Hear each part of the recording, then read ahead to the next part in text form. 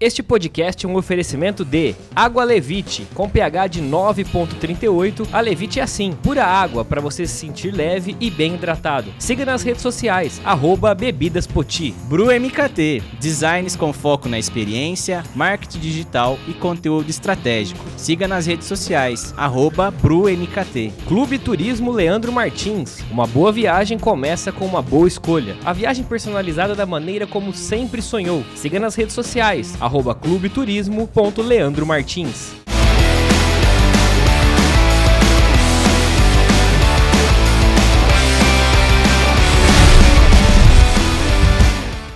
Fala galera de Rio Preto e região, sejam todos bem-vindos a mais um episódio do Rio Preto Cast. Estou aqui hoje com o Delmo Serrano mais uma vez, tudo tranquilo? Só alegria, mais uma semana. Leandro, como vocês viram, foi na barbearia. Enquanto que certas pessoas aqui... Faz tempo que não vão, né? Diz ele que era por conta do frio, né? Mas eu acho que o frio já foi faz tempo. É promessa, né? Quando o Corinthians for campeão, raspa a barba. Então é esse ano, se prepara. Esse ano, pelo amor de Deus. Mais um ano na seca não dá, não. Não dá, né? Bom, pessoal, hoje estamos com um convidado super especial. Estamos muito felizes e honrados com a presença aqui, né, Adelmo? Sim, quando a gente teve a ideia de fazer o Rio Preto Cast, era uma das pessoas que está nas nossas primeiras opções, né? É verdade, é verdade. E hoje estamos aqui, então, com Dom Antônio Emídio Vilar, ou apenas Dom Vilar, né? Como o senhor prefere ser chamado. Seja bem-vindo ao Rio Preto Cast. Muito obrigado por aceitar nosso convite e estar aqui com a gente. Muito obrigado, Leandro. Obrigado, Adelmo. Para mim é uma alegria muito grande estar com vocês e apresentar um pouco a realidade de nossa vida e também da nossa nova missão aqui por Rio Preto.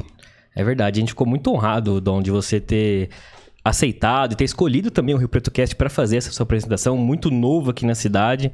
Então, para a gente é uma honra muito grande. A gente veio com esse objetivo de trazer pessoas de Rio Preto e região. E o senhor agora nessa missão, como falou, com certeza é uma pessoa importante. Mas para a gente começar a contar a história de Dom Vilar, vamos começar do começo, né? Sim, sim. A gente recebeu o pessoal da assessoria, o André mandou pra gente um pouco do histórico. O Leandro já tinha me falado também que ele tinha ouvido uma homilia. Um pouco do teu nascimento, né, Dom Vilar? Que foi um pouco atribulado o negócio ali, né? Com certeza. Foi já em Minas Gerais, nos limites de São Paulo, São Sebastião do Paraíso, distrito de Guardinha. E ali, de 7 meses, minha mãe já tinha perdido 3 e quase mais um, né? E ali ela entregou nas mãos de Nossa Senhora. Só que me comunicou isso depois que eu fui ordenado padre. Então ela nunca me sugestionou. Mas a gente percebia pela fé. Hoje faz 5 anos que minha mãe faleceu. Nossa. E hoje passamos a mensagem com os meus irmãos todos, dizendo assim que ela realmente intercede por nós. Se já podia muito entre nós, com os cuidados, no carinho, hoje diante de Deus pode mais. E com a intercessão. E ela rezava o terço todo dia, ela também fazia aquela experiência de coração de Nossa Senhora, de consagração, e como o padre Donizete Tavares de Lima de Tambaú, o padre Vitor Coelho de Almeida ali de Aparecida, ela acompanhava e dava a água benta das 3 horas da consagração de Nossa Senhora. Então tudo isso eu fui entendendo depois o significado daquele nascimento de risco e a sobrevivência, né?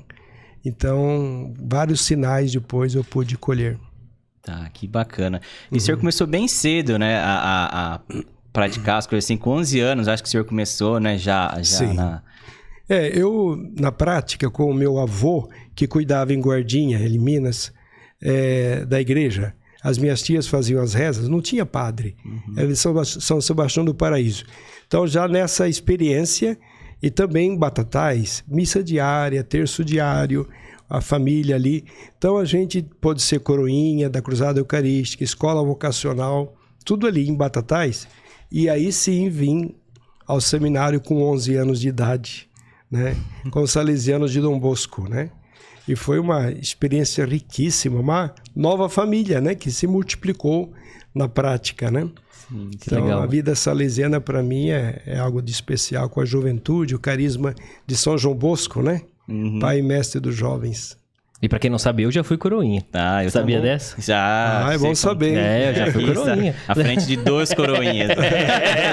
Ex-coroinha, né? O Leandro é ministro ainda até hoje, né? Ministro da Que Eucaristia. bacana. Até hoje. O Dom Vilar, assim, Muito com bom. 11 anos, para ter uma consciência, para ir para o seminário e viver essa vida cristã e seguir esses ensinamentos, eu acho que é uma exceção no meio de tudo, né? Como que vocação? Você, Odelmo, você diz assim, é uma coisa assim, até difícil de entender. Sim. Porque normalmente é uma loucura, né? Ainda mais deixar com 11 anos. Mas naquela época eu tinha 200 colegas no seminário. Entrava de rodo, né? Mas saía de rodo também. Então, meu irmão já estava no seminário, depois ele saiu. E eu entrei. Olha, e eu tive muitas dificuldades que podiam ter me mandado embora. Por exemplo, fiquei 1 ano de cama, com reumatismo infeccioso. Nossa. Artrite reumatoide que pedia aquela benzetacil 1.200.000, 2 por dia. Meu Deus do céu. E o médico dizendo que eu ia ficar aleijado, porque aquilo ali não tinha cura, eu estava em fase de crescimento, tal. Fazia novos exames, tal. Mas aí, com o tempo, passou para 1 por dia, 3 por semana, 1 por semana. Foi. Depois de 1 ano, estava jogando bola. E estou jogando até hoje. Né? Tô sabendo que é uma camisa 10. Fiquei sabendo. E aí, superando essa questão, né? De saúde, depois questão de estudos muito exigentes no seminário, que dá vontade, vazar, né? Vazar. Mas ao mesmo tempo você percebia, o que eu quero é isso. Eu nunca tive dúvida do que eu queria. Claro que namoro, tanta coisa na cabeça da gente, vocês imaginam, né? Sim, com certeza. Coisas que acontecem da parte de fora, então todas as coisas acontecem. Mas a gente vai também se colocando, né? Daquilo que a gente quer, que escolheu, sendo coerente. E aprende, amadurece com a prática, né? E teve algum ponto, Dom, que foi, assim, vital e fundamental para você falar, não, é isso que eu quero mesmo? Olha, fala a verdade que foram muitos pontos, porque a gente, quando vê São João Bosco, que atraiu muito a gente para a missão juvenil, que desde os 9 anos de idade ele tem um sonho profético, né? Que ali ele vê claro a missão com jovens, com a bondade e não com a pancada, né? E vai. Depois você vê a presença de Nossa Senhora na vida dele, na vida da gente, e vê quando uma juventude sabe responder bem, e quando interpelada, provocada, e se quer ser protagonista, quer fazer a diferença. Então, se você sabe ter esse diálogo com os jovens, você aprende muito deles. E isso, a missão salesiana com os jovens, me fez crescer muito. Eu fiquei 24 anos formador de salesianos, porque é formação para missão, junto às paróquias, junto às obras sociais onde eles estavam, eu coordenava, acompanhava, e no meio de outros jovens também. Então isso daí me ensinou muito. E depois de bispo, então nem se fala, eu fui da Comissão da Juventude pela CNBB, no Mato Grosso e aqui em São Paulo também. Então represento o Regional Sul. Mas para mim é uma coisa assim natural estar no meio dos jovens. Faz parte da minha vida, né? E não é uma coisa artificial. Eu passei muitas provas para poder dizer isso que eu estou dizendo hoje. Não foi fácil também. Imagino. E até pegando, né, falando aí da juventude, eu trabalhei com um grupo de jovens aí 14 anos, né? Desde os meus 14 até 2018 aí, né? Com 28 anos. Certo. E a gente vê como até pelas fases, né? Como que a fase do adolescente ela é um pouco mais... A gente trata de uma maneira, o jovem de outra maneira. E o senhor aqui assumindo a nossa diocese agora, o que pode deixar aí para os nossos jovens, deixar até um recado? Porque às vezes vai assumir um novo bispo, o pessoal fica assim, caramba, como que vai ser? Será que vai mudar alguma coisa? Será que ele é mais isso? Sim, é legítimo. Eu gosto de qualquer pergunta, qualquer provocação. Eu até provoco para que me provoquem, entende? Porque é isso que faz dialogar, né? Porque senão o pessoal fica para trás, não fala o que sente, o que pensa. E isso que faz a diferença. Então, eu vejo assim, que como salesiano, eu não vou mudar o meu modo de acolher o jovem, de dar voz para ele, dar vez para ele, mas discernindo, né? A gente não pode também fazer as coisas de qualquer jeito. Que haja planejamento, organização, avaliação para tudo, né? Quando começamos em 2007 o documento Evangelização da Juventude, propondo para as dioceses o setor diocesano de juventude, foi uma guerra. Porque tinha lá a Pastoral da Juventude, que tinha uma visão militante, né? Aguerrida. Pessoal da renovação, grupo de oração, de louvor, tudo bem diferente, né? Sim. E aí, como é que você vai colocar junto esse pessoal? Mas a gente fez o pessoal sentar, conversar, organizar junto, ao menos Jornada Diocesana da Juventude, Jornada Mundial da Juventude, né? Quer dizer, as coisas que eram comuns, ao menos, para se sentar junto. Depois tinha a programação característica de cada um que ia para o seu rumo, né? Sim, sim. Mas então, eu digo que os jovens podem falar as coisas, podem expressar. Claro que tem instâncias paroquiais, eu não vou passar por cima de nenhum pároco, das suas coordenações paroquiais de juventude. Mas como diocese, ainda estou para conversar melhor com o coordenador diocesano, né, assessor diocesano, depois conhecer melhor as lideranças, né? Claro que eles têm suas autonomias, mas o bispo é episcopo, quer dizer, epi sobre, scopê, olhar, é supervisor. Então eu tenho que supervisionar tudo aquilo que acontece nas paróquias, nas pastorais, nos movimentos, nos serviços. Só que eu tenho o meu jeito assim bem de ouvir antes de tomar qualquer atitude. Durante um ano, já nos conversamos aqui na diocese, de a gente estar mais na escuta. E estamos preparando o sínodo sobre a escuta, né? A sinodalidade, caminhar juntos, você tem que ouvir todos. E o Papa está dando uma grande lição de a gente ouvir desde as bases, mesmo as pessoas de fora da igreja, não só de dentro. O que é para você a igreja? Como você pensa a igreja? O que você espera da igreja? Perguntas básicas, mas que podem ajudar muito, né? Sim. Assim, eu penso que nesse contexto, como bispo agora, a juventude pode também ser protagonista, porque ao menos esta é a minha intenção. Que ótimo. Bispo, como o senhor falou que gosta de ser provocado, por favor, não me excomungue. Tá bom. Eu já falei pro bispo Já tá perdoado antes de perguntar. Já falei pro bispo antes de entrar no ar que eu já levei na missa um rádio pra ficar escutando o jogo do Corinthians. Então já não vai falar o resto que eu falei, hein? Por favor. Não. Isso fica só nos bastidores. Ô bispo, como que é falar pra essa juventude? A gente sabe que a mensagem do evangelho, a mensagem de Jesus, ela é super atual. Mas a mensagem ela passa por interpretações. E a interpretação que a igreja faz hoje, para essa juventude de hoje, você acha que está na mesma página? O que a juventude espera e o que a igreja prega? É isso que o sínodo quer colocar sobre a mesa. Porque não adianta a gente também teorizar o que muitos dizem sobre o que a juventude diz. A gente primeiro, como comissão de juventude, a gente entende que existem juventudes, existem muitas tribos, né? Esta linguagem de grupos bem diferenciados, que refletem o seu habitat, né? Então, assim a gente tem que ouvir, a partir do lugar em que estão falando, que reflete o que estão sentindo, né? O que realmente esperam.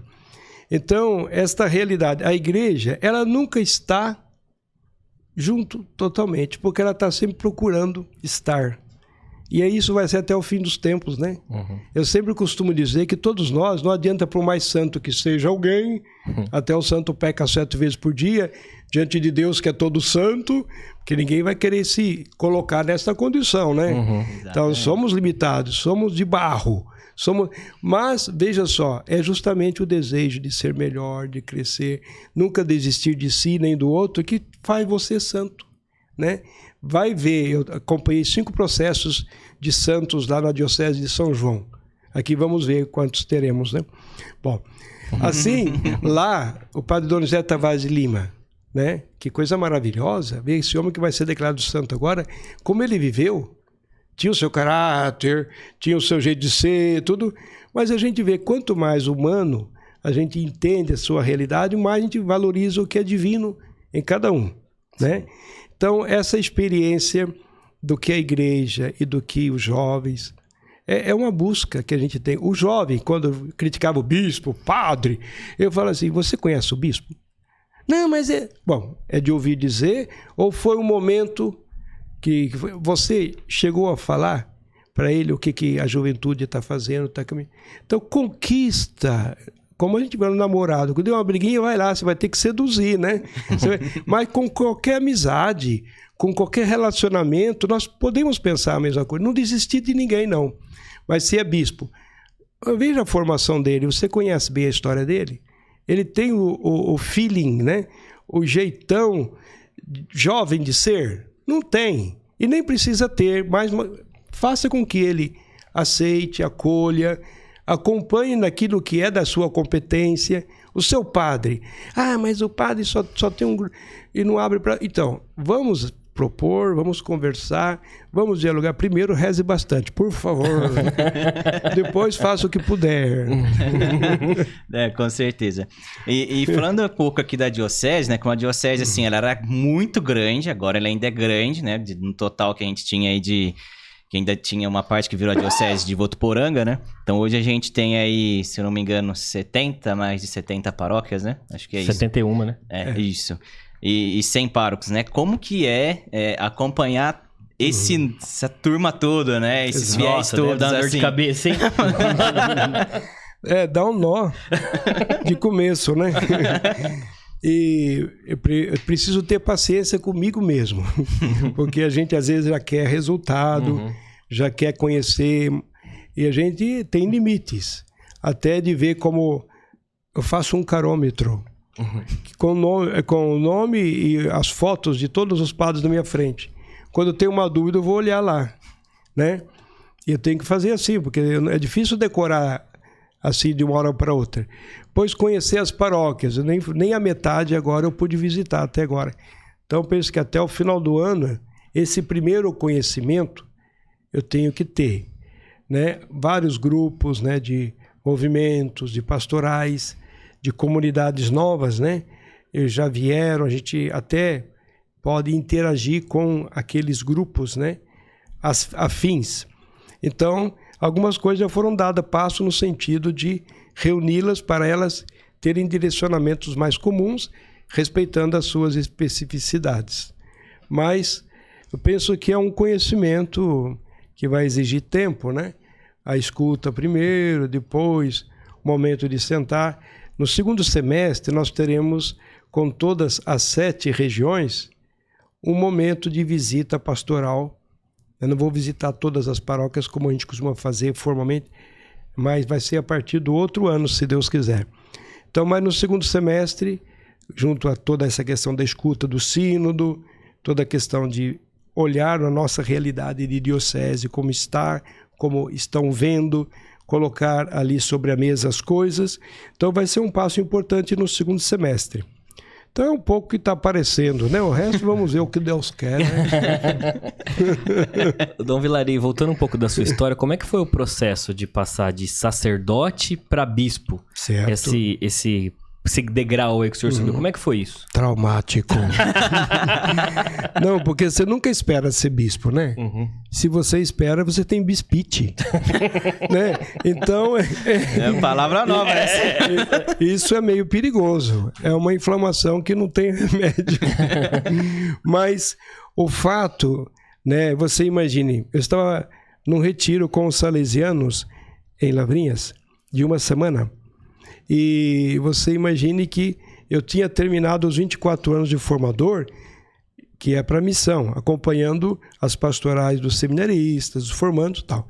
Mas aquele ano de 2008, eu era diretor do Instituto Dom Bosco do Bom Retiro, no centro de São Paulo, perto da Cracolândia, onde quando os bolivianos chegam ali em peso, ali naquela realidade onde tinha mais de 2.000 atendidos, com dezenas de projetos sociais, e tal, estava felicíssimo como salesiano. E junto, pároco da paróquia Nossa Senhora Auxiliadora, ali tinha coreanos, bolivianos, paraguaios, e nordestinos, né? E todo o pessoal. Então, só que 5 de julho, olha, um semestre, voltando do retiro, Dom Odilo quer lhe falar na portaria. Tá bom, Dom Odilo, pois não? Não, vem aqui pessoalmente. Eu venho. 2 quarteirões, passa ali a rodovia ali, né? Quer dizer, a estrada. E, bom, estava na casa dele. Você quer tomar uma água? Não, obrigado. Um café? Não, obrigado. Ah, então leia aqui. Ah, sim. Papa Bento XVI o nomeia bispo de São Luís de Cáceres, no Mato Grosso. Espera sua resposta por escrito, marcando a data da publicação da nomeação. Eu olhei para ele, eu sei o que você está sentindo agora, porque eu já passei por essa. Posso contar a minha história? Pois não, Dom Odilo. Aí ele foi contando, né? Nossa, já bastaria, né? Porque a gente se identifica tanto, a vida dele, a minha vida, quer dizer, tem muitas coisas que batem, né? Aí, no final, não, agora é você, pode contar a sua história também. Então fui reler o que eu tinha pensado no retiro, pensando agora já como bispo, não naquela nova condição que eu estava em São Paulo. Aí foi caindo muita ficha, né? Então, você vê, não fostes vós que me escolheste, fui eu que vos escolhi e vos enviei. A vocação é um chamado, é uma graça, é um dom, se é vocação mesmo. Se vai como profissão, que você quer ter vantagem, quer ter graus, aí enche a cabeça demais, né? Sim. Mas a pessoa, ela é feliz quando vive a sua vocação. E cada vez mais eu me convenço disso. Já acompanhei tantos jovens, não só na formação à vida salesiana, dos seminários, mas jovens que confiam na gente, procuram, sentem-se seguros em pensar o seu projeto de vida. E eu sou muito feliz por causa disso. Porque a gente multiplica a felicidade da gente. E como bispo, você imagina, depois de estar falando na formação, eu já não tenho mais nada a pedir para Deus. O que ele pedir para mim é lucro. Por que eu fui falar isso? Bispo. Vem a cavalo. Pronto. Aí eu fui para o Mato Grosso, né? Caloraço que você já experimentou. Sim. Lá de Cáceres, de Cuiabrasa, né? Cuiabrasa. Depois, indígenas, quantos povos maravilhosos, religiosíssimos. Povos quilombolas, negros, que uma evangelização fantástica, de comunidades muito profundas. Ribeirinhos, povos assim que vivem do rio, maravilhosos. Sem terra, que a gente imagine tanta coisa, mas é um povo que é religioso. As comunidades mais vivas, que produziam com solidariedade, faziam feiras e participavam. E os migrantes de todo o país. Então, você imagina, eu nunca podia imaginar viver uma riqueza de igreja como bispo daquela realidade. E vivi, né? Claro que por 8 anos, porque fui transferido para São João da Boa Vida. João da Boa Vista. É Boa Vida, né? Porque ali é totalmente diferente do Mato Grosso. Sim. Voltei ao meu ninho, né? A minha realidade das origens. E ali, nossa, 5 santos, quantos padres, o clero ali, que um dos servos de Deus, que é o Dom Tomás Vaqueiro, não tinha padres para a diocese, quando criou, ele foi acreditando contra tudo e contra todos. Fazia sacrifício, rezava e acompanhava e criou uma cultura vocacional que hoje faz a diocese a que tem mais padres no Brasil, proporcionalmente à sua população. E também seminaristas, quantos seminaristas que a gente tinha lá, né? E também muitos leigos, ativos, jovens, né? Então, uma diocese maravilhosa. Agora, aqui eu não vou falar nada não, porque eu estou conhecendo ainda. Ainda não pode. Senão eu me comprometo, né? Ficar elogiando demais é meio complicado. Né? 3 meses, vamos falar assim, lá. Período de experiência ainda. Calma. Não deu os 90 dias, Deus, né? 90 dias. É verdade. Tá certo. E aqui, Dom Vilar, você comentou de lá, a Diocese de São João da Boa Vista, com vários santos, né? Aqui a gente tem vários beatos, né? Acredito que um que a gente acompanha muito, que é a paróquia que eu participo lá dos agostinianos, é o Padre Mariano. Então ele tem também uma história muito linda e acho que ele inspira para todos, né? De caridade, de ajudar o próximo. E é sobre isso que eu quero conversar. Sobre a questão, por exemplo, dos moradores de rua, a questão, por exemplo, de como a igreja pode apoiar não só, né, os moradores de ruas, mas qualquer pessoa que realmente necessite, né, de qualquer apoio, né? Este é um tema recorrente, Leandro, porque desde que eu cheguei, várias paróquias apresentam esse cuidado, essa atenção, não só na questão de cestas básicas, ou cobertor, ou atendimentos imediatos, mas o cuidado que merece a articulação de uma pastoral. Então, nós estamos pedindo para o sistema de informatização da diocese, a TEOS, para fazer um cadastro único nosso, porque a gente poderia fazer junto com prefeitura, outros organismos, mas para a gente poder fazer a inspiração, porque os conteúdos são diferentes, a visão é diferente. Então eu penso que como igreja nós podemos contribuir muito com pouco recurso. As outras instâncias eu vejo diferente, entendeu? Então a gente tem que ter muito cuidado nessa.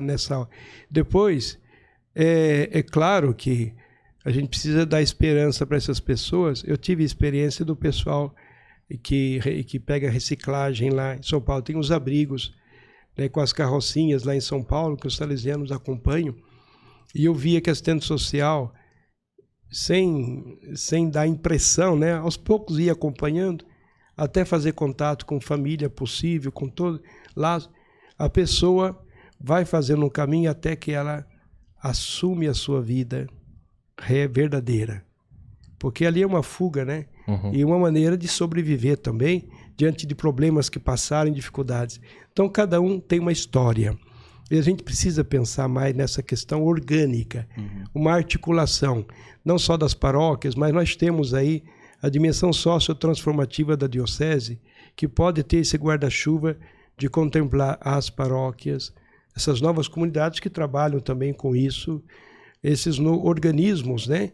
Sejam espíritas, evangélicos e tal, da gente saber como parceiros para o bem dessas pessoas, para não fazer delas também dependentes crônicos, né? Ou fazer delas também uma maneira de ganhar vida, com ONGs, outras coisas mais que podem acontecer também. Então são todas as experiências ricas que a igreja tem. Na CNBB nós temos partilhado para aprofundar mais essas articulações, né? Não só nas assembleias dos bispos, mas nos regionais, não nacional só, né? Mas nos regionais, nas províncias. E assim cada diocese tem que fazer o seu caminho também de articular a caridade. Sim. Se você observar bem, tem o Frei Francisco, que tem um leque de experiências. Nós temos a Irmã Joana, nós temos, assim, de comunidades, de institutos dentro da diocese. Se você observar as paróquias, né? Quantas realidades tem.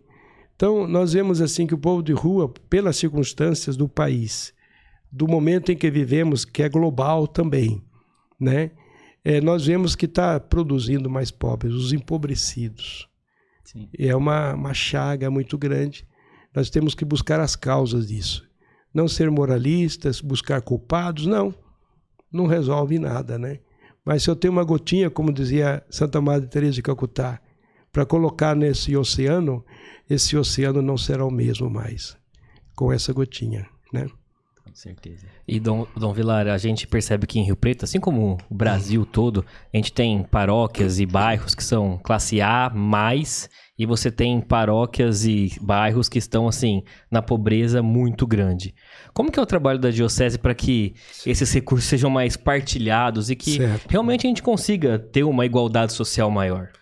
Delmo, nós estamos surpresos com algumas experiências dos acampamentos, de experiências assim de muitos cristãos, né, católicos, que estavam meio assim adormecidos, e também outros que já estavam ativos, mas fazendo por sua conta. Só que a gente vê, a gente não adianta dar o peixe, é preciso ensinar a pescar, né? Então, a metodologia de envolver também nessas articulações, né? Por exemplo, se você tem obras sociais, por que não organizar com os empresários maneira de emprego, né? Outras atividades mais significativas de autoestima, de sustentação, de planejamento de vida, né? Então, agora eu percebo que tem muita gente interessada, já estava fazendo esse caminho, né? Não é que vai começar agora, não. Precisamos de dar continuidade, articular, tem muita coisa boa já feita, né? Que nós precisamos acreditar nelas, valorizá-las e, quem sabe, envolver mais pessoas, sim, porque aí essas distâncias, elas não que desaparecem, que pobres sempre tereis entre vós, diz Jesus no Evangelho, porque existe o pecado. Até o fim dos tempos, o pecado ainda vai ferir a nossa carne, né? Então, a gente vê que é preciso, sim, fazer sempre, converter-nos, acreditar sempre, envolver as pessoas, né? Eu tenho visto, assim, muita questão, assim, positiva, né? Nesse sentido, não que eu queira me iludir que a coisa vai ser fácil, mas que tem rumos, que tem maneiras de fazer, eu acredito. Ah, que bacana. Voltando a falar um pouquinho assim da sua história, em setembro está prevista, né, uma visita do senhor lá em Roma para o Papa, né? Mas voltando um pouco do passado, o senhor conheceu São João Paulo II, né? Poderia compartilhar um pouquinho dessa experiência. Coisa única. E depois também falar dessa expectativa, né, para a visita ao Papa Francisco. Muito bom. Bom, é bom você saber que quando eu nasci era Pio XII. Faz tempo. Não faça as contas, não, você vai perder tempo agora. Depois, o Concílio Vaticano II, né? A gente teve João XXIII, né? Que foi aí logo depois que eu nasci. E aí, o Concílio Vaticano II, nos anos 60, aconteceu para a renovação, né? Então a gente via o Papa Bom, né? Paulo VI, aí eu já no seminário acompanhei toda essa experiência de Paulo VI. Agora, São João Paulo I, o Sorriso de Deus, que foi... Eu acompanhei, estava como assistente professor no seminário, e eu vi uma comunicação da morte de São João Paulo II. Não, é Paulo VI, está errado. Não, 33 dias depois aconteceu mesmo, né? Aí veio São João Paulo II. Então, em 80, como seminarista, ele veio em Aparecida, estivemos ali e vimos o Papa. 81, fui mandado para Roma. Ele estava preso. Preso não.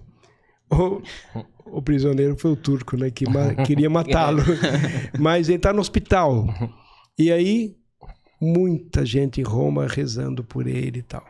Ao sair, ele foi visitar no presídio o turco Eliaca. E o nosso Instituto Salesiano era na frente do presídio. Nossa. Na Via Tiburtina. Nós o vimos chegar ali, e aí toda a comunidade abanando, e ele saudando. Aí fomos na TV para ver o resto.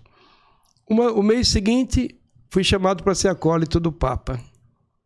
E aí não parou mais, né? Fiquei 2 anos diácono, várias vezes como diácono do Papa.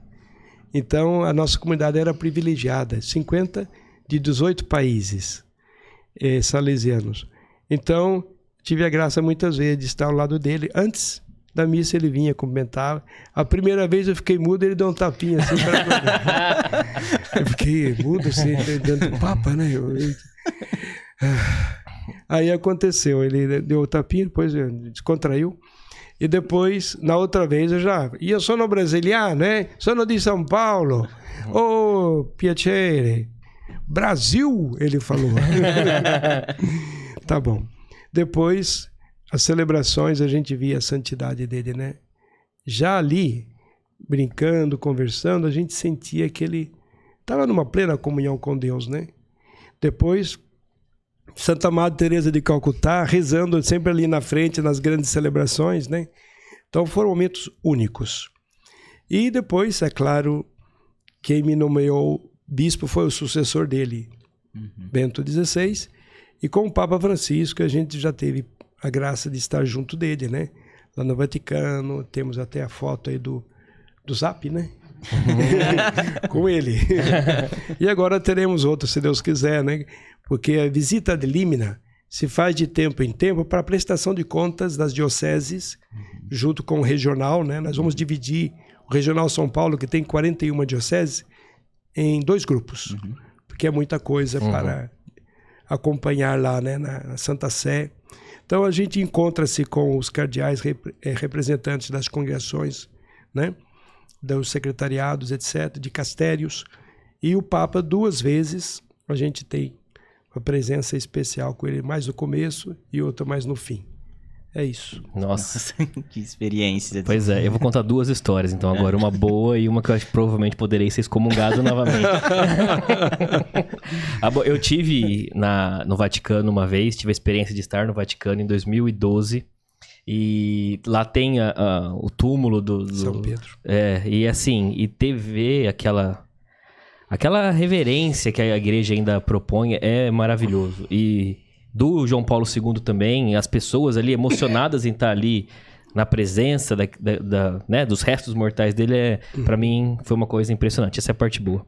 Sim. A parte não tão boa é que assim, eu fui pra lá... o Corinthians estava na final do Mundial.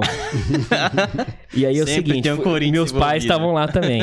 E minha mãe queria ir pro Vaticano no domingo, que é quando o Papa aparece lá e tal. Faz um audiência. Ângelus, né? Isso. Tem um Ângelus. Eu falei, mãe, é Corinthians, mãe.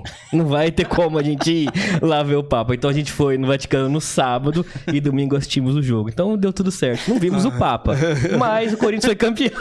Agora você vai ter a missão de levar sua mãe de novo. Dela. Pois é. Mas eles vão. Estão se programando pra ir já. Agora eles estão mais saidinhos, assim. Ah, que bom. Que bom. Eles vão. Mas eu vou contar a experiência minha vendo do Papa, né? Que foi na Jornada Mundial de Juventude aqui no Rio de Janeiro em 2013. Né? 13. Que foi experiência, assim, super ímpar.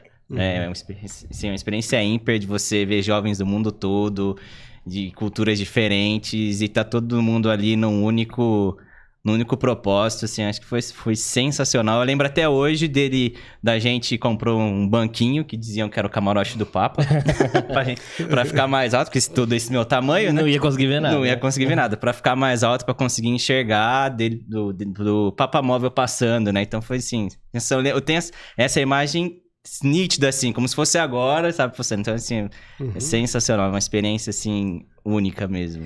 Legal você ter falado isso, Lê, porque assim, dentro da igreja, a gente tem os desafios, como a gente falou, da própria juventude, de se comunicar com essa juventude.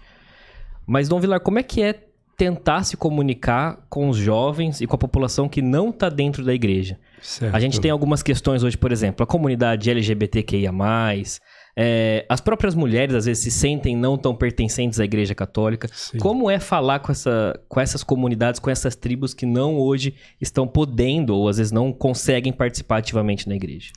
Penso que o Papa Francisco já tem respondido muito bem a tudo isso, né? São todos filhos de Deus. Nós não podemos julgar ninguém, não, né? Mas acolher, acompanhar, dando respostas possíveis, né? E conscientes para eles, sabendo das condições. Não podemos ficar enganando ninguém, não. Falando as coisas que a gente crê, e até usar dos elementos que a própria igreja já tem conquistado em relação à leitura destas realidades, né? Então, por exemplo, quando a gente fala de aborto, né? Puxa, desde a concepção é vida. Teve um padre que passou um vídeo esses dias contando a história de uma adolescente que teve um filho aos 14, depois aos 15. Aos 15, então, queria abortar, o pessoal fazia aborto.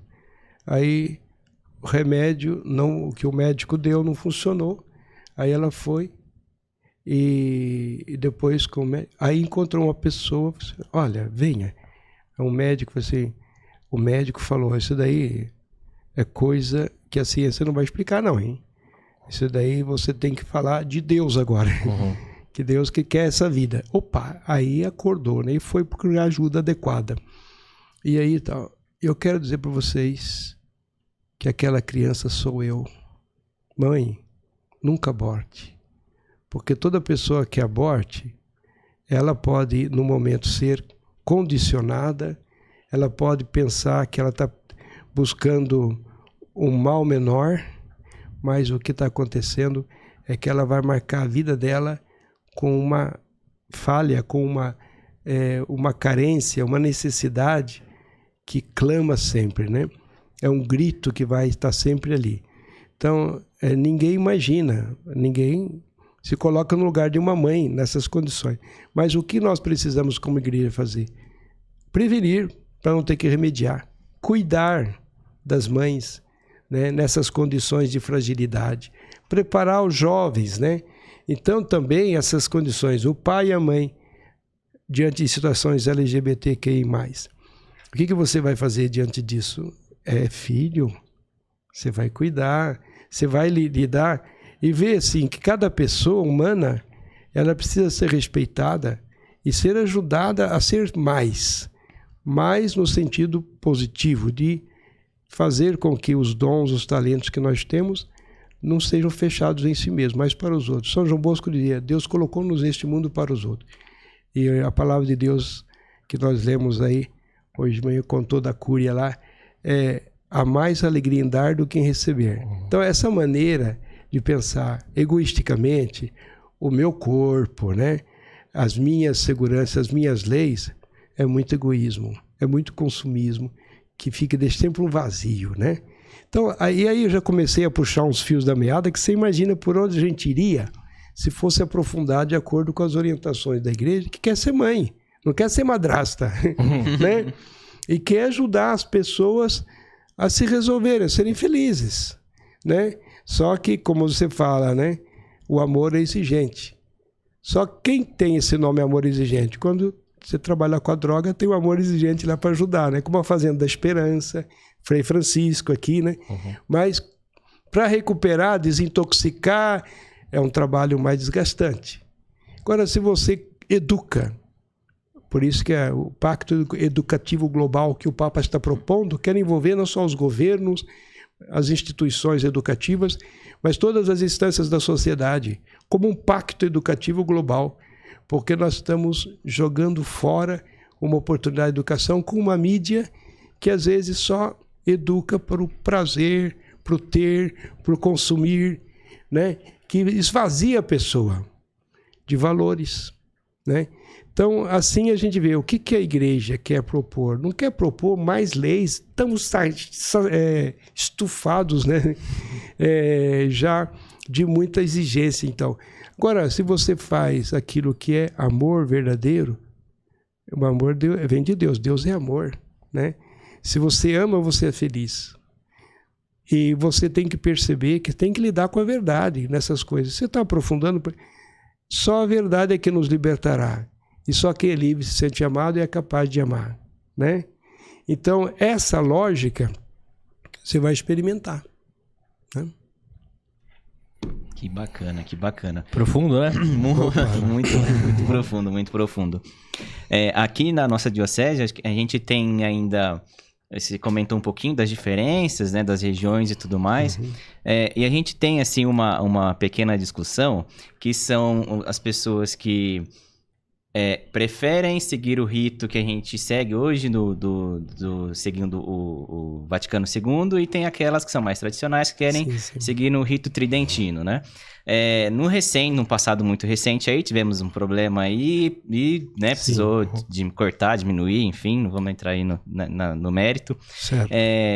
E aí, como que o senhor vê essa questão dessas diferenças, né? Das pessoas quererem seguirem tanto no rito, né, tridentino, como no rito que a gente tem? Certo. Eu já acompanhei desde bispo novo, mas já como formador antes, muitas situações, né?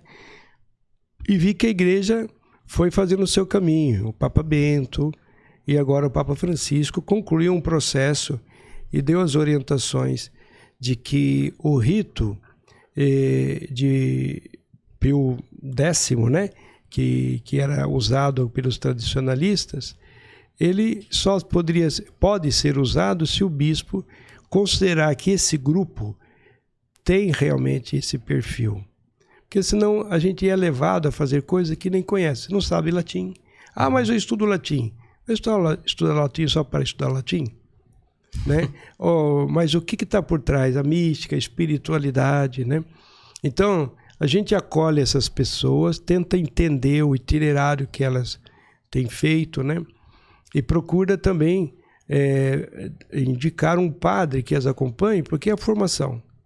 A gente, por exemplo, na Amoris Laetitia, que é o documento A Alegria do Amor, que resultou dos 2 sínodos sobre a família, ali tem a realidade dos casais especiais, dos casos especiais, que a gente tem que saber acolher, acompanhar, discernir as situações específicas e integrar.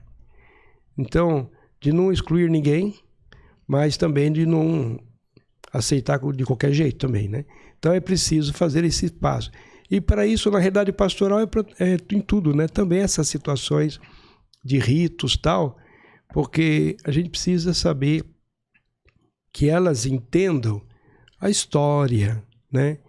A teologia pastoral, o que é essa celebração eucarística, né?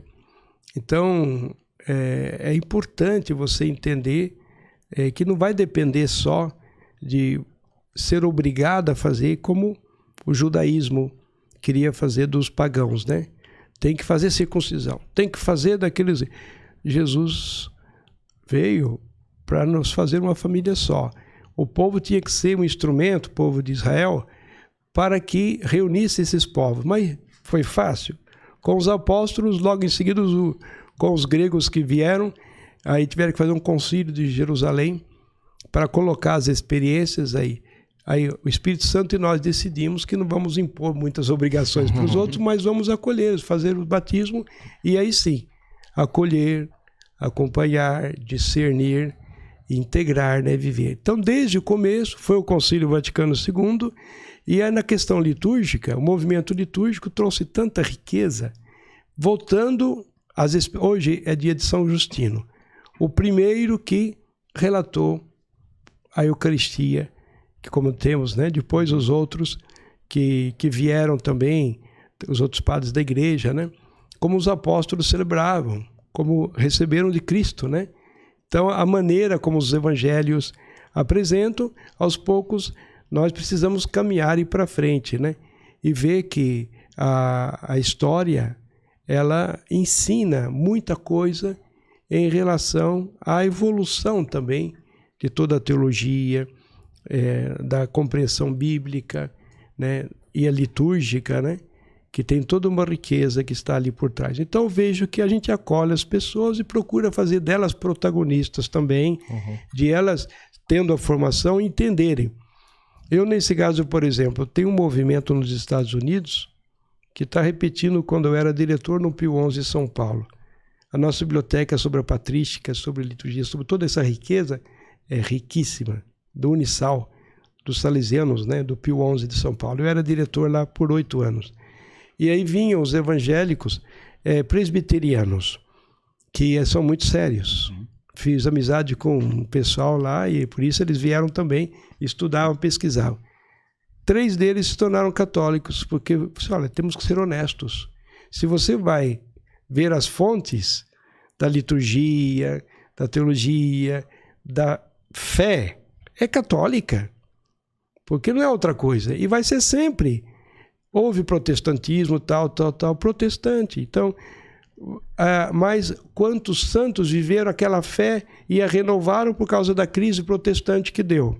Mas toda crise pode afastar alguém? Pode, mas pode aproximar muito mais, né? Como o Concílio Vaticano II também. Se houve um Lefebvre, por que houve Lefebvre? Entendem? Quem seguiu Lefebvre, quem não seguiu? Tá, aí são outros 500, né?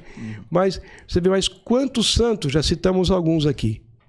Olhe só a ação de Deus no Concílio Vaticano II. Com relação à liturgia, a catequese e a tantas pastorais, toda a identidade da Igreja Católica. Então, é uma maneira da gente estar aberto sempre para dialogar. Não quero nunca, jamais, que alguém se sinta excluído. Mas que ele entenda o que está fazendo mais em profundidade. A gente tem que ter um diálogo sincero. Você pode me questionar, me provocar? Pode, eu aceito tudo o que você quiser. Mas, pelo menos, procure a verdade que te liberta e só livre que você vai se sentir amado e capaz de amar, né? E falando nessa questão de abertura, eu acho que foi na campanha da fraternidade do ano passado, que era que tinha aquela figura de vários povos de mão dadas e tal, não sei se vocês lembram. Eu não lembro. Que até deu uma polêmica aqui em Rio Preto, que as pessoas falavam assim, nossa, mas tá... Porque até falava um pouco de acolher povos, né? Que não eram na igreja, esses grupos excluídos que eu falei, e aqui deu bastante polêmica. Mas pelo que eu entendo, Dom, a linha que o senhor segue é de acolhimento, certo? Eu penso que devo seguir a linha de Jesus, né? E penso que o Papa Francisco está sendo muito feliz porque está seguindo Jesus. E também inspirado em Francisco de Assis, Sim. Que é o mensageiro da paz. Foi até lá no mundo muçulmano, né? E foi uma expressão muito significativa. O Papa está disposto, se precisar e conseguir, vai lá na Rússia. Onde precisar, ele vai, né? Para fazer diálogo, promover a paz. Que a guerra é um escândalo para a humanidade. Então eu vejo assim, que também entre nós, pai e mãe podem estar em guerra. Pais e filhos podem estar em guerra. E a gente está sempre disponível para poder, dentro da igreja também, grupos de um lado e de outro tal. Mas que escândalo que a gente dá para o mundo, né?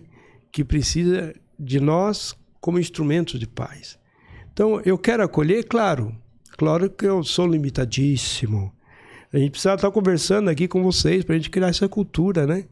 De paz mesmo, né? E que acolha um ao outro, que não rotule, que não xingue, que não faça, né, aquelas manchetes assim escandalosas que provocam mais. Bom, a gente percebe, não é fácil também falar para os outros fazerem, né? Sim. Eu entendo, cada um tem o seu jeito. Mas a maneira da gente olhar para os párocos, eu tenho que acolher primeiro os meus filhos, que são os padres, né? Que eu vou conhecê-los, fazer o caminho, porque todos nós temos feridas, não é verdade? Sim. A gente precisa trabalhar até a morte só. Depois da morte não precisa mais. Mas está sempre disponível para aceitar, né? Ser melhor, né? Eu acho que isso é mais bonito. Ah, com certeza. Sem dúvida, sem dúvida. No final de semana, né, a igreja falou sobre a Conferência Nacional, a Conferência das Comunicações, né? Eu esqueci agora o nome certinho. O nome oficial. Isso, as Conferências de Comunicações. E nós estamos aqui num podcast, que é um canal para as pessoas ouvirem, né? Como que o senhor vê a questão da comunicação dentro das paróquias, da diocese com a população em geral? O trabalho que as paróquias podem fazer de estar próximo, pensando aí no século XXI, que a gente tem N tecnologias disponíveis, né? E botando uma pimentinha na sua pergunta, em ano de eleição ainda, né? Que ainda acaba, né? Verdade. Olha, nós temos a PASCOM, Pastoral da Comunicação. E o nosso assessor está aqui, André Botelho. E nós temos a experiência de que as paróquias também promovam tudo isso. Penso que a pandemia provocou a revolução da comunicação. E isso foi sentido muito nas paróquias, como em São João, aqui também. Eu via que uma ou outra tinha organizado a PASCOM, apesar de tanta falação, dava no que dava. Mas com a pandemia, as transmissões começaram com dificuldade, mas foram...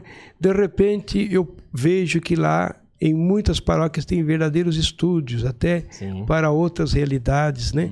E na Catedral de São João, veja lá, câmerazinhas que nem dá para ver, tá bem... E, se vocês observarem, as transmissões, né, das celebrações de lá. Então eu vejo que aqui também está tudo articulado, e não conheço muita coisa ainda, mas está muito articulado. O site que se renova, né? E as redes sociais sempre, vários programas, né? Lá tem um podcast que eu falei que foi inaugurado lá por mim. Aí a maneira de fazer programas assim desse estilo, né? E depois programas assim bem curtos, né? Sem muita falação também, né? Mas com temas e mais as celebrações, as transmissões também, que tem a sua regra própria. Então, eu penso que estamos numa nova era de comunicação para a igreja, que foi chacoalhada, né, pela pandemia. Penso que Deus passou, vocês precisam comunicar mais a paz, o amor, evangelizar mais. Vocês precisam estar, né, falando sobre os telhados como a linguagem do evangelho, né, para que todos realmente tenham essa mensagem, né? E aí ela alcance a todos mesmo. Então, é claro, outros detalhes, por exemplo, a questão de nos posicionarmos, né, em relação à política, você disse, né, Aldão, de como fazer nesse aspecto. Então, nós temos que nos educar sempre, como padres, como bispos, que nós somos da unidade. Nós temos que educar, tem as cartilhas que sempre se produz, nós multiplicamos, né? Isso está sendo feito agora para orientar todos os cidadãos fiéis cristãos, né? todos somos, como dizia São João Bosco, devemos ser bons cristãos e honestos cidadãos. Não dá para separar. Então, a questão da política é a melhor caridade, porque pensa o bem comum. A boa política. A má política é politicagem. Então, é interesse próprio, de partido e outras coisas. Então, nós temos que ver que também não vamos ter candidatos perfeitos. E não vamos querer colocar um como Deus e como diabo também. Nós temos que ver entre o bem e o melhor. Seria muito duro se eu dissesse assim, entre o pior... Não, por e favor. O péssimo. E o péssimo. Então, mas é uma questão de colocar o pé no chão e olharmos olho no olho e podermos fazer o possível, né? Então, é num diálogo. Sim. Uma sociedade ideal, você vai ficar sempre dando murro em ponta de faca, não vai acontecer. Mas uma sociedade possível... É nós, somos nós aqui, é nós. Sim, é nós, é né? nós. Dom, mas assim, pelo que a gente percebe é que a nossa política, ela se polariza cada dia mais. Então, não é segredo para ninguém que provavelmente nas eleições aí do final do ano nós vamos ter uma luta entre 2 candidatos específicos. Certo. A CNBB já falou que ela dá as diretrizes, como o senhor falou, das cartilhas, mas ela não se posiciona em relação a um dos candidatos e nem vai fazer isso. Tem uma frase que eu gosto muito, que é do Dante Alighieri, que ele fala assim: os lugares mais sombrios do inferno estão destinados aos que mantiveram em silêncio em tempos de crise moral. Você acha que esse não posicionamento da CNBB e da igreja em si é um silêncio ou ela se resguarda a essa politicagem? Olha, o nosso compromisso é com o pobre. Falamos de muitas maneiras. Só que se você às vezes usa uma expressão dessa, você é comunista. Sim. Né? Dom Helder Câmara dizia, se eu falo do pobre, eu sou comunista. E se eu não falo nada, eu sou o quê? Né? Então, a maneira de dizer assim, eu falo do pobre. Então, a maneira de se posicionar, a igreja tem dado todas as orientações, né, da sua doutrina social, e a maneira de articular as pastorais, os movimentos de serviços, né? E ela é sempre um exemplo em relação à política partidária, a igreja. Então, agora a gente tem que formar escolas fé e política dentro das paróquias, das nossas dioceses, porque eu não concordo com alguém que diz, eu não voto, você está fazendo má política, porque o seu voto é importante. Você vai ter que votar com consciência, com liberdade naquilo que é melhor. Você vai ter que ponderar e discernir o que é melhor no momento. É um momento histórico, né? É isso que a igreja vai procurar orientar.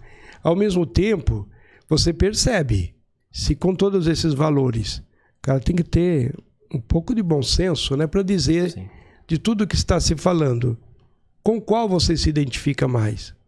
Não nessa visão polarizada de querer já escolher... De bem e mal, né? Bem e mal, essas coisas. E você partidariamente, você defende a ferro e fogo e quer acabar com o outro. Isso daí não é nem cristão. Né? Se Jesus na cruz, sendo condenado e morto, Pai, perdoa-lhes, né? Quer dizer, rezar pelos que nos perseguem, fazer o bem, aqueles que nos fazem mal, etc. e tal. É o que Jesus nos ensina. Então, nessas horas eu percebo que parece que vale tudo, né? Nesses momentos. É triste ver esse clima. Por isso que a gente tem que fazer o máximo para ajudar, a orientar, a tomar consciência. Isso acontece em muitos outros âmbitos, até no esporte, eu gosto, por exemplo, do esporte. A gente chega ali, mas, pelo amor de Deus, vamos fazer um jogo que é jogo meu? Senão, já é outra coisa, é guerra, né? Então, assim também nas outras realidades de relacionamentos entre nós, como é bom a gente olhar olho no olho e ver o outro com gente que está caminhando com a gente. Agora, se você vê um adversário, você vai chamar de inimigo? Depois que passa as eleições, é tudo abracinho, beijinho, o que é isso, né? E que falsidade. Então, a maneira de aprofundar o mais possível também, né? Eu sei que a igreja não é mágica. Ela fala da fé, né? Do amor, da esperança, né? São as virtudes teologais. Pois as cardeais, fortaleza, justiça, prudência e temperança. Isso é que faz os santos, viu? E para declarar os testemunhos dos santos, existe um questionário sobre cada uma dessas virtudes. E depois, para completar, pobreza, castidade, obediência e humildade. Não vão fazer nenhum político santo. Existe político santo na igreja, sabia? Thomas More.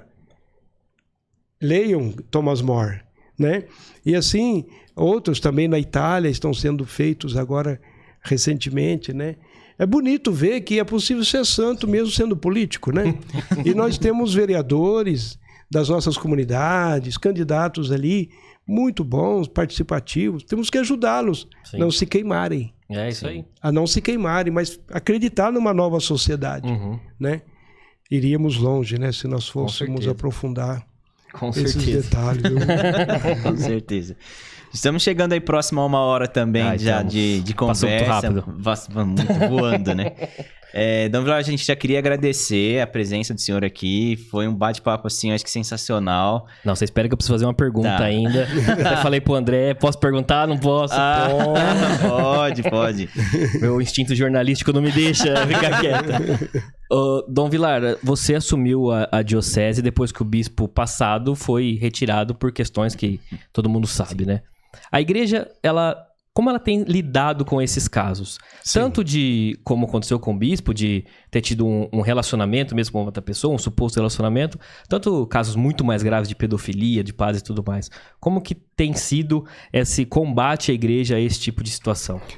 Olha, sempre buscando a verdade das coisas e procurando, como um médico que faz um diagnóstico, dar uma resposta para a situação do diagnóstico.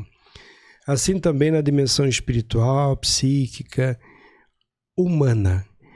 Então, eu vejo que Dom Tomé é um irmão, cuja história eu assumo como minha, mas na minha condição, como lidar com ela e levá-la adiante.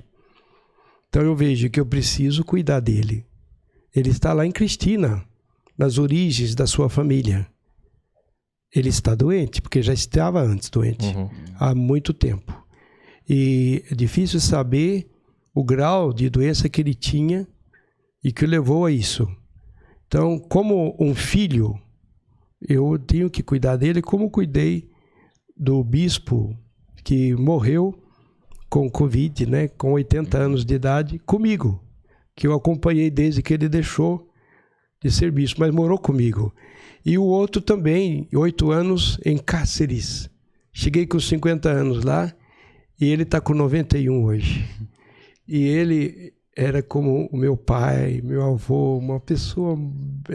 né? E a gente se quer muito bem, até agora a gente se troca zap, ele é muito ágil para essas coisas também, né?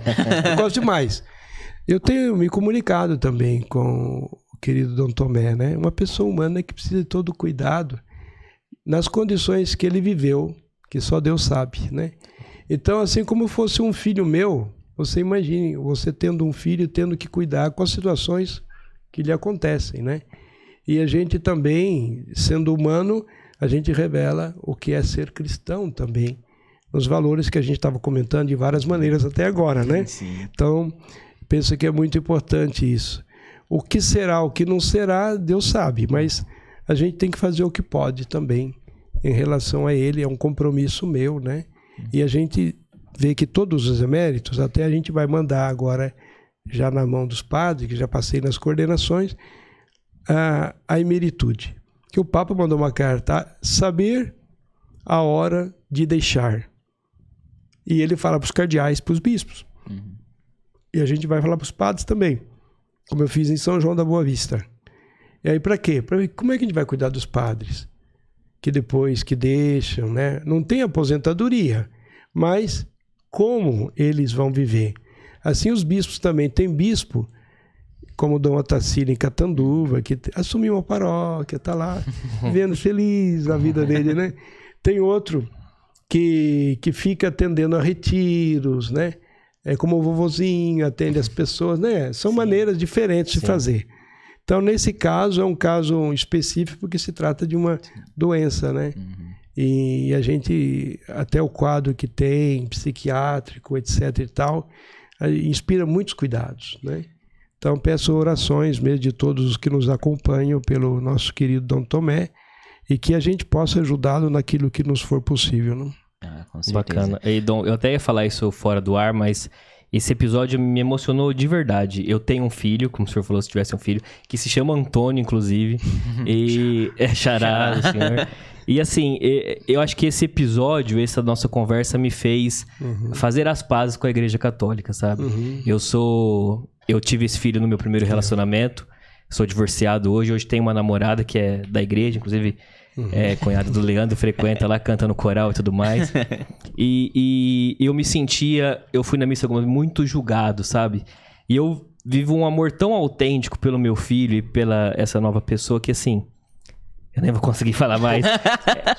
Depois fazer as pazes e agradecer ao senhor por ter aceito o convite e ter falado um pouquinho com a gente. Que bom, Adelmo. Eu agradeço muitíssimo, né, Leandro? Essas coisas a gente vai continuar conversando, viu? Porque é muito bom. Eu só queria lhe dizer que desde 88, criado o Tribunal de Aparecida, a gente trabalha com nulidade matrimonial. E as coisas que o Papa falou depois do sínodo sobre a família, que eu comentei aqui, é para acolher justamente os casais em segundas uniões, os casos especiais, de que ninguém está fora da comunhão da igreja, ninguém está excomungado, né? Pelo contrário, são filhos muito amados. Só que cada um está num caminho de santidade diferente, né? Que caminho que é esse? Vamos ver e cada um provocar o outro para ajudar-nos, né? A esse caminhar junto, é sinodalidade, é caminhar junto.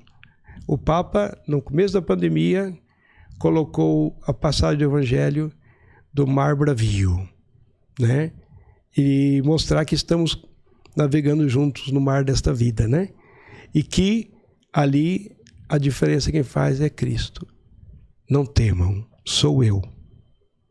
Quer dizer, no meio de tudo isso que está acontecendo no mundo, na vida pessoal, e seja lá como for, a maior alegria é ter a certeza daquele que se fez humano para nos dar a vida divina, está conosco, ressuscitou. Ele é a nossa paz, é a nossa alegria. Quem tem isso vai comunicar a todo mundo. Não tem mais como deixar de explodir de alegria e querer comunicar a todos esse amor verdadeiro que nós sentimos, né? Sim, com certeza. Muito, muito bom. E para encerrar agora mesmo, né? A gente tem uma pergunta que a gente faz agora na primeira temporada do Rio Preto Cast, que é sobre Rio Preto, né? Então, o senhor recém-chegado aqui, mas qual que é a impressão que o senhor tem da cidade, das pessoas aqui da nossa cidade e região, né? Leandro, eu fiquei encantado com o Rio Preto que eu não conhecia. Eu cheguei a passar aqui pela estrada 2 vezes vindo do Mato Grosso, né? Mas eu não fazia ideia de uma cidade assim tão desenvolvida, com tantas possibilidades em tantos campos diferentes, né? E, sobretudo, o povo muito acolhedor, porque o povo parece que migra, que tal, né? Que parece que sente a necessidade de ser acolhido e, por própria experiência, acolhe com mais facilidade. Então, essas 2 coisas que eu destaco. Muito bom. Obrigado. Gente, então vocês viram aqui esse episódio sensacional, emocionante, muita história aqui. Então você que gostou, compartilhe com os amigos para que esse conteúdo chegue a mais pessoas. E também, assim como Dom Vilar falou assim, que a gente possa também ser mais próximo daqueles que realmente precisam, né? Se doar também às outras pessoas. Dom Vilar, obrigado. Muito obrigado. E você já sabe, né? Siga a gente nas nossas redes sociais, se inscreva no nosso canal e nos vemos na semana que vem, beleza? Valeu, gente! Tchau! Tchau!